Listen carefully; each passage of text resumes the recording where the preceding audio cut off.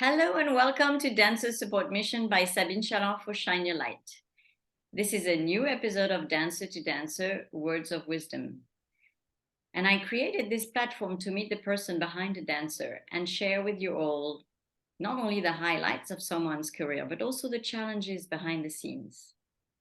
Truly, my wish is to bring healing into the dance world, dancing to heal, healing to dance, one artist at a time and one personal story at a time. I do believe that storytelling gives us an opportunity to learn from another person's experience, and it can shape, strengthen, or challenge our opinions and values. Hopefully, this will allow you to embark or reflect on your own personal healing journey, inspired by others' experiences. And of course, if you find those interviews valuable and interesting, please share them with your friends. So today I'm delighted to welcome Laura Graham. Laura, thank you so much for taking the time to be with me today. I know you're a very busy lady. So we've been trying to get in touch and it was not that simple. So I'm very grateful you could be here today and take the time to share your story with us. Mm-hmm. Hello, everyone. Hello, Sabine. Nice to see you. Nice to see you too. So we've, our paths have crossed. We've worked in the same places, but not at the same time. So I think it's quite interesting. I've always heard a lot about you, La Graham, as they call you in Winnipeg, and always good things. Sorry. And so I'm very happy to hear your story and hear all your wisdom, because you've had such a long career as a dancer and as a coach and as everything else. So let's start. I would like you to tell us, why you started dancing, when, and how it happened, where it was, and everything else. Thank you, Han. Lovely to be here. Lovely to chat with you. I think the best way to start is kind of funny. I was a very hyperactive child. My mom wanted me out. She wanted me to run off the energy. I have two much older brothers, and they're like 10 and 8 years older. And then I came out and they wanted a girl. So then they got one. But so my mom initially took me at age 6 to just a place nearby, as we used to say in the States, like a Dolly Dinkle school. And then by age 8, she saw that I really liked it, and a more serious school that had connections with teachers from New York that would come down to Southern New Jersey. And by the age of 9, I decided that I wanted to be a ballerina. Yeah, I think,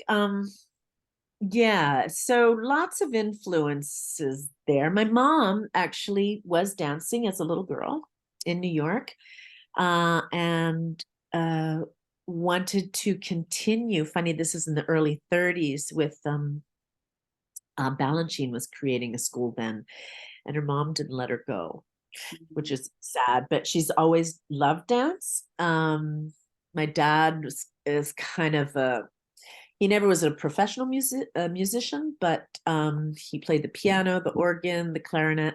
And so with the two of them, mom was more like classical music and visual, and my dad was music. And he had 2 brothers that were opera singers till the early 20s, but they decided to not have full careers. So they were a little bit with the arts, but not professionally, I have to say. But they were supporting you to do that. So they at 9, they said, yeah, you can be a ballerina. Come see, come saw. I think looking at it now, I realize they were quite clever because, well, we know that in the States and many places, there's not a lot of support and say safety net for people who choose to be artists, and they were actually quite hard, not hard on me, but like putting up a resistance for me to prove it to myself and them that I was going to go forward. And gratefully, I was performing a lot since the ages of 11 in a regional company. Like we used to have signed a contract and everything, was even paid like $20 a show. I mean, I thought that was a big deal. At 11, Because, that's young. yeah, starting. Yeah. And all over the place. Like we do malls, we do like outside park performances that were like part of the city. And also community colleges like Full Length Firebird. And we, like I said, we had quite a good connection with some teachers and choreographers in New York. A lot of New York City ballet dancers came down to guest with us. David Howard, since I was 9. How my ballet teacher brought David Howard regularly down. I mean, I'm just like grateful when I look back, you know, all the seeds that we've received through our years. And then we start teaching, and then you start going, oh, I got this from them. Because Yeah. then you're just trying to figure it out as a dancer, and you're like, ah. But now after the career, then you're like, then you distinguish all of the knowledge. Oh, that information's in my kneecap or something. Yeah. It's interesting, Yeah. is to reflect. Yeah.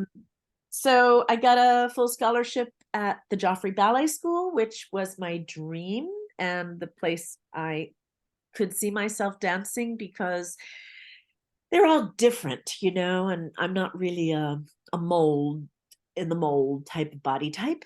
And so I was really grateful to be there for 4 years. So so you graduated from Joffrey, and then what happened? Well, when I was 16 or 17, I ripped my foot. And I didn't I only learned at the end of my career, I had this like Ehlers-Danlos syndrome, which is a collagen deficiency, hereditary. And I was always going over my ankles, all my joints would go out and in, but I had strong muscles. So You were holding it together, really. 30 it has been. Have frustration and like, what's wrong with me? Why a releve on point is so much easier for everybody else. But it took a while. I was actually off a year. I saw like 7 different orthopedic surgeons, and I was kind of the driving force for that, and only found one that was connected with physio, which actually got me back and starting class again a year later. And so since New York is not really a place to go and be like a professional student, you went there in the 70s and early 80s to like kill it. Yeah. And luckily I had a coach that really believed in me. One of the few, you know, type people. I guess we've all had those couple of people that made you realize, oh yeah, I should be a dancer. Even though you like love it, because you need to love it, it helps to have just 1 or 2 people in the field that are like, Rocks. yes, go there. Yeah, something. He suggested to go to Canada, and a friend was going to Winnipeg Ballet for the summer, and it's a company that toured all over the world, which is a criteria I wanted. One of the dancers, Evelyn, had gone to Varna, which is something I'd wanted to do since a dancer in Pennsylvania Ballet went to Varna, and I knew from a very young age. So there were like criteria and the touring and a really diverse repertoire that was very European, had a very Dutch connection. You probably know Hans van Manen, Tor van Schaik, Rudy van Danzig repertoire. And very, very European and great And South American. Nuria's also was very involved in this company and really created the touring program, you know, for that company. It was a really, I don't know, a breath of fresh air in a way, I guess, getting from New York. and funny, because this is just, it kind of blew me away. I was in my 18th year when I was leaving New York. and going to Canada. At age 18, I was considered over the hill because I did not have a job. I get to Canada and they're like, oh, be careful, you're a baby. I'm like, what? With all this New York Everything is attitude. relative. Yeah, exactly. It's like, and just that was just like, I don't know, it just created a different space, mentally, emotionally, and also it's a completely different culture. It's a very And different this country. is so important actually to hear what you're saying, because as a dancer, you know, you realize when you change country, you change continent, or your life starts anew because you're a different person and people will not see you the same in any place you go. And I've found that really amazing, because you know, if I hadn't had those experiences, I would have gotten stuck into one vision only, you know. And By other people's exactly. perception. And the projection of people when, you know, I mean, for example, in Amsterdam, I was always the little one, and I went to Boston and I was the tall one all of a sudden, you know. So, and it was weird, you know, because I was like, wow, am I going to do all the tall girls roles, you know? And yes, that's how it was. So it's very important to keep in mind that, you know, we are so influenced by everybody else's visions, projections, you know, and you have to make up your mind yourself, but you also have to experience different things so that you can really experience all your facets, you know, and more than one. So I think it's very beautiful what you said. 100% agree. It's hard. Mm-hmm. Change is hard. Us humans, you know, we know our things. But that challenge is triple fold in benefits or more that Mm-hmm. we end up gaining an expansion of ideas and perceptions and growing new eyes, uh, experiencing different cultures, and yeah, it's just a gift on every level, even though there are challenges, but you can't have one without the other. So what would you say was your biggest challenge, you know, between being a dancer and a student, you know, what was your biggest challenge? Hmm. That's a hard one, Apart from actually. breaking your foot at 17, you know. Yeah, because I'd always, in the States, I was always dealing with spraining my ankles, so I was kind of used to it, actually, uh, in that way of learning to visualize and figure it out. And this is kind of a thing because of my joint situation. And like I said, I'd be looking at people and it seemed like so much easier for them, and I didn't know what the issue with this girl was, um until the end of my career, and I was like, oh my God. I think if for me, because it's a little my personality, is when I felt good, I do really good. When I felt not well, I plopped. And for me, I made it like my mantra, since also I think it was the injury, because you learn so much during injuries that they're so valuable, even though it's like the worst moment of your life as a dancer or any athlete. But what you learn and how you learn about yourself, it's just invaluable. um my mantra was consistency. I feel fabulous today, I'll do okay. I feel horrible today, I'll do okay. For Mm. me, because I could blow up a building with the energy that I would come on stage with. She's a little and was, yeah, coached and said, "Ah, rah, rah, rah." I was like, so excited.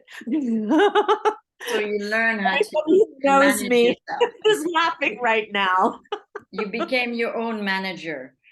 Oh yeah, but in New York, you kind of had to, because you didn't have the. I don't know. It was a different time. New York's gentler. People, there's more community in dance and alliance. It wasn't in then when I grew up.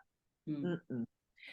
You needed to figure it out yourself, which I'm grateful for in some ways. because I had to rely on myself. And I think in the dance world, I mean, the proof's in the pudding. Yeah. I get it in. I know you can know the correction here, but this is a physical language. I need to see it in your body. So you need to, which is the hardest. Your body needs to talk, not you. Thank you very much.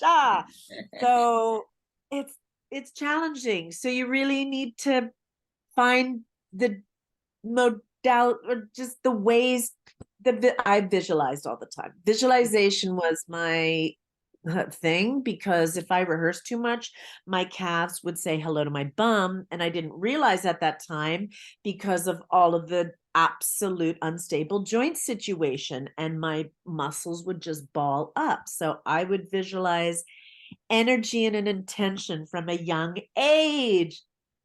But Amazing. because I started so late ballet, You visualization probably was had the to also. only thing that could help me, because sometimes I would understand it with my mind. My body would not do it. I would have to sleep on it, think about it, and the next day I could do it.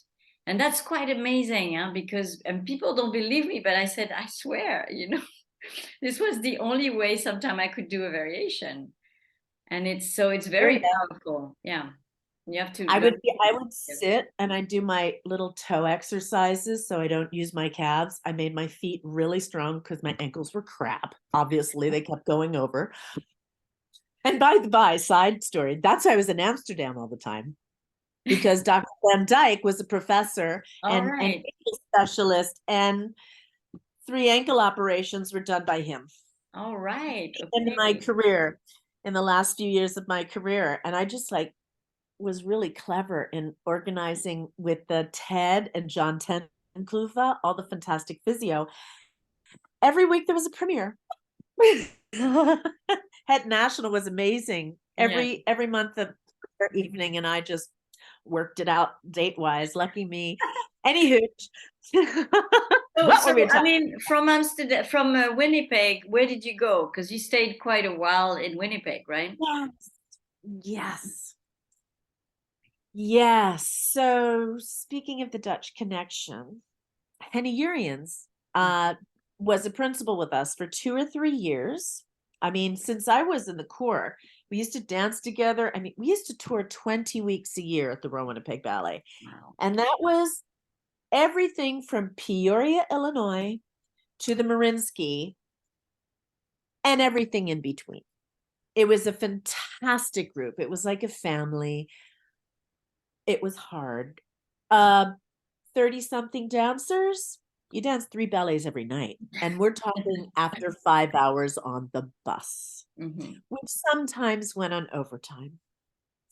But, I just remember the fantastic community and familial feeling in all of us. And I realize now I'm so fortunate to have experienced that with these people. And I hope we have, I was going to go to the 80th anniversary, but it was during Oh yeah, COVID yeah, count. I know. So I I'm was there, but we couldn't do anything, so we canceled You were everything. there? Yeah.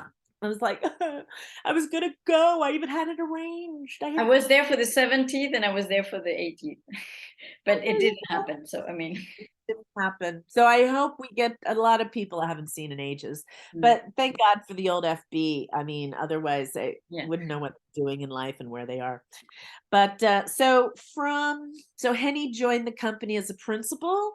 Arnold Spohr was there for 30 or 35 years, and he created that company. And he started his Christmas card list in September because he wrote like 5,000 people, because he went all over the world and he brought people to Winnipeg to challenge the dancers. And he was the first one to arrive in the morning and the last to leave at night. I mean, quite a disciplined guy. Henny came, he became director after 9 months. Yeah. He and his wife were killed in a car accident, which blew all of us away, because he was a delight. And then had 3 more directors between it was age 23 to 30. I had 5 directors in the same company. Yeah. It was really challenging. During this time, I had a dream of dancing Forsythe, and luckily, I did a gala in Toronto at one point, 91, when he was creating Second Detail. He saw me, he offered me a job. I didn't go. I'd been a principal only for like 2-3 years. I was like, oh, I want to do the ballerina stuff and work my whole life for it. And then a couple directors later, and it just, I don't know, it's just hard. As we say, it depends, like culture and people projecting on you. It was just too much. It was just really hard at such a young age, in your 20s, when you have, a limit of time in your career.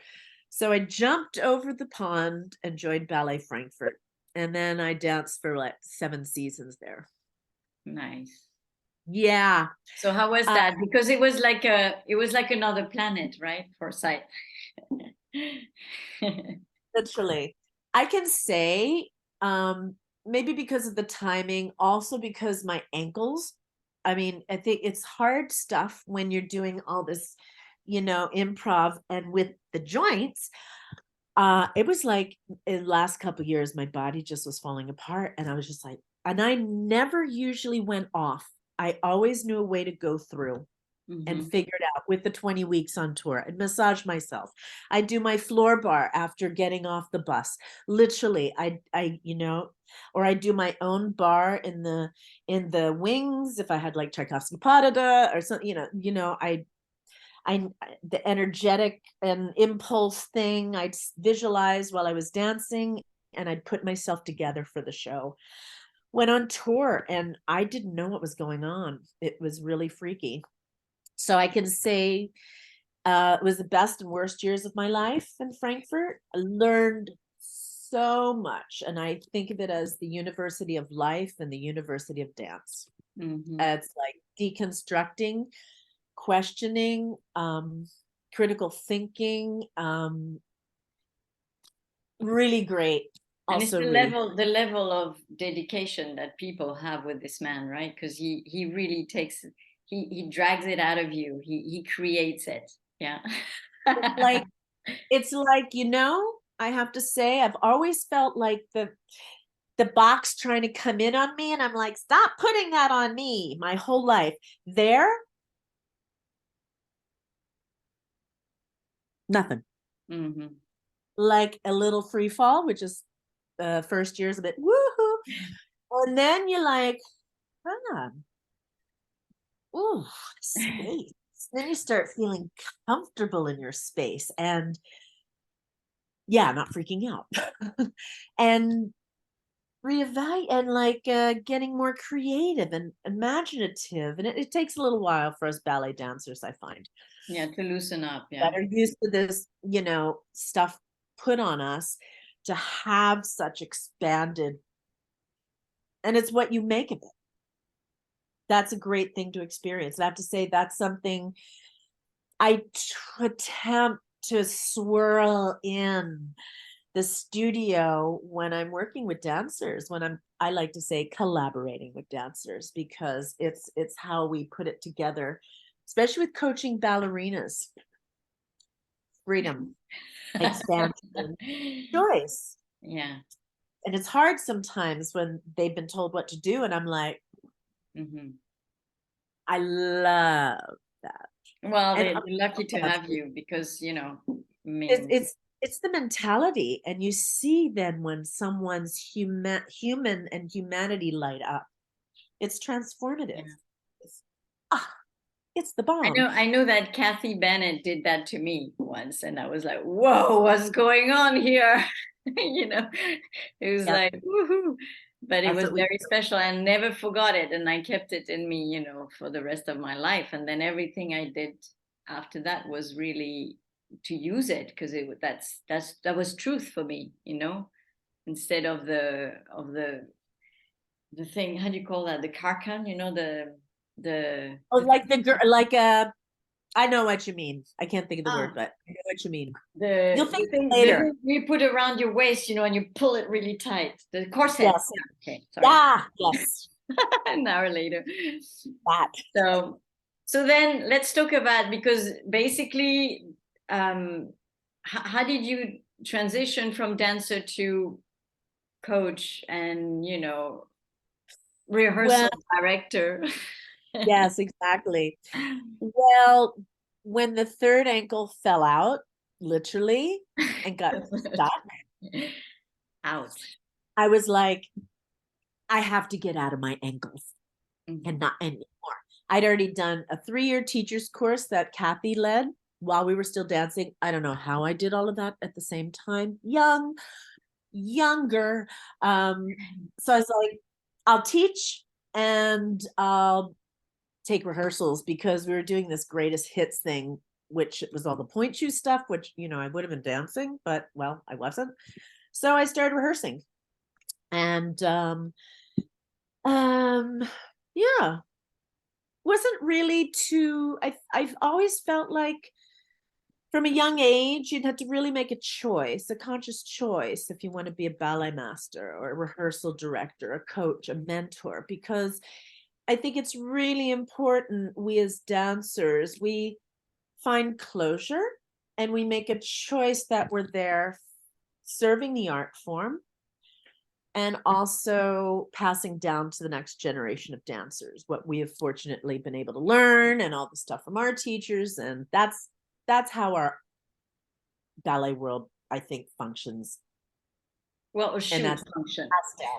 right, needs to function. And I'm really clear with that, because I had a lot of the New York ballet russe teachers. They in the New York at that time, there were like 40, 50 studios, and there were like so many teachers that had their own studios and could afford it, and they were like former ballet russe, and you could just go and take, take a class. It was phenomenal. I'd have to think about all the people I took classes with, and just, every once in a while, it was just like such a fertile environment. It was really kind of like this mecca of dance then, but then things changed. Everybody left the city because it just couldn't afford the rent.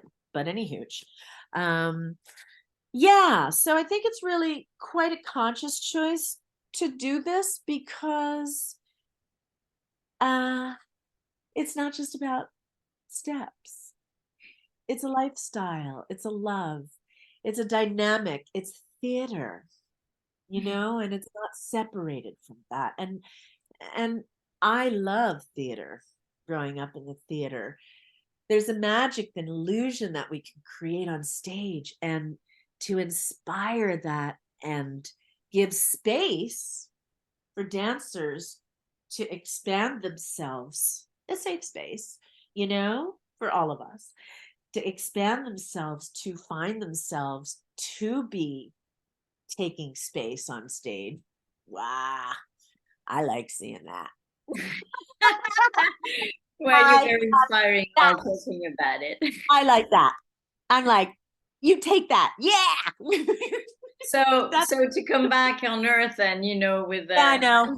how did you deal with the COVID years? Because they were kind of a standby for everybody, in the ballet world, essentially, because those were hard It was moments.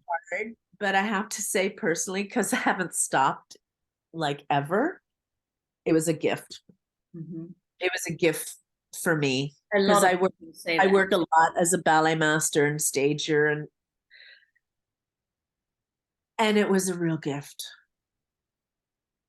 Yeah. It's not easy. My dad had passed like a month before lockdown started, and it wasn't because of COVID. It's because it was a week before his 98th birthday. Go dad. That generation was really strong. And so I was locked down, mourning my loss of my dad, and by myself. But it was good to sit with it, but not easy.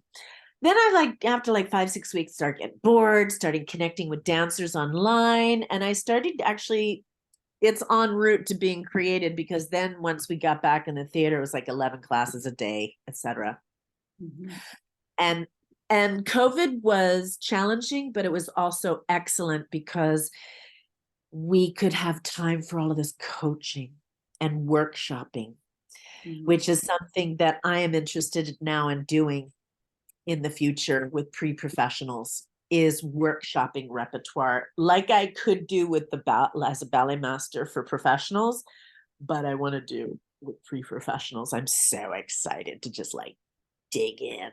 And also, what do you think? I don't know. How did that feel? You know, like I work with a professional. But that in that way, there was so much more possibilities of a different type of, not like, oh, urgency, we have a show in 3 weeks, we have to get it on. It was like inclusive of everybody, let's all try this, okay? Yeah. It was, I had 5 months for Vertiginous. I tried to get like 4 or 5 full casts so we could just like workshop everything. Like, so they had like everybody, as many people in here as possible to play with this stuff. You know, it's hard crap. But then all these different ideas and approaches, when you get to play with it, you know? So in that way, it was amazing. It was amazing. And I like to keep that. And for me personally, it was less hours of video work and 6 days a week in the theater. So for me, in many ways, like mentally, emotionally, spiritually, and also physically, it was healing. Yeah. It was a healing time, even though it was a hard time. It was like, you know, you're on your own. But gratefully, I had a garden, so you know, people would come over for coffee, and we could be outside and chat in person. So, but for the most part, with all the challenges, it was more positive for me than negative. Nice. So, you know, to wrap it up a little bit, I would like you to tell me, you know, if you had one advice to give to the new generation, you know, like a young dancer that's starting, that aspiring to be a dancer, what would you say? Love it and need it. Love it and need it. You know, like you're, I don't know. Simply put, it's a fantastic career. I would not change a thing in my life if I came on back. You know, the community you feel, love it and need it, but also don't limit yourself to one place, as we already spoke about, because you can find a like-minded or a feel that you like them as well as them liking you. I think I've said this to many dancers. In the time that you're looking for a company, you go out and interview them too. That's, you know, that's a difficult switch, you know, to yes, do. but it's planting a seed Mm-hmm. and empowering, which I think we're human beings first. And I really think that our ballet world can do with some more dialogue of reevaluating how things go and how companies are and the structure and stuff, and empower dancers more. But then dancers need to also rise up and Exactly. take They need to grow up. responsibilities. But when given space, when given responsibility, they take responsibility. So it's a lot of and I'm grateful the companies I've been in, that was a modus operandi. You know, it's treated like an adult, with respect, gratefully. I mean, it's crazy, but on that fundamental level, yes, more absolutely, like in the 90%. I rarely feel like I was in great places. Anyway, but I think I always wondered, you know, to finish, yeah. because, you know, since you're really on the same wavelength, you know, the ballet world does need to change, like the whole world needs to change. But, you know, and I always thought it should change from top to bottom. And now I realize not at all. It needs to change from bottom to top, right? So it means we need to bring dancers with a different belief system, mindsets, and maturity, so that the new leaders of tomorrow will be able to, change. Invest in the young. Exactly. Absolutely. That's where I want to go. I mean, not, I will, I don't think my experience and my gifts are for very young, but pre-professionals, like 14, 15, and when they're like going there, giving that more space, critical thinking, questioning, involving, also just reevaluating all repertoire, boof, like I would with dancers in the company. Yeah, investing in the young, that's number one. I agree with you. Total. Yeah, and all those youngs, it's been a tough time, like the lack for them. It was really hard to project themselves and to, see the future, with all that happened. So I really hope that now we can really, start building again, and with hope and with energy. Yes. Yes. I So think a lot of dancers are very motivated and inspired, and young ones are just like, get me on stage. exactly. Like we used to be. Get me out there. Exactly. Okay, Laura, thank you so much for your beautiful energy and your, sharing your passion. It's so, I can feel it in my body. So it's really fun to hear you talk. Thank you. What a wonderful, great out of the blue surprise hearing from you. It's been a pleasure chatting and reconnecting. Yes, indeed. As we have, like you said, little every Yeah, 10 years or so past. platform. Okay, thank you so much. My pleasure. Thank you so much, Sabina.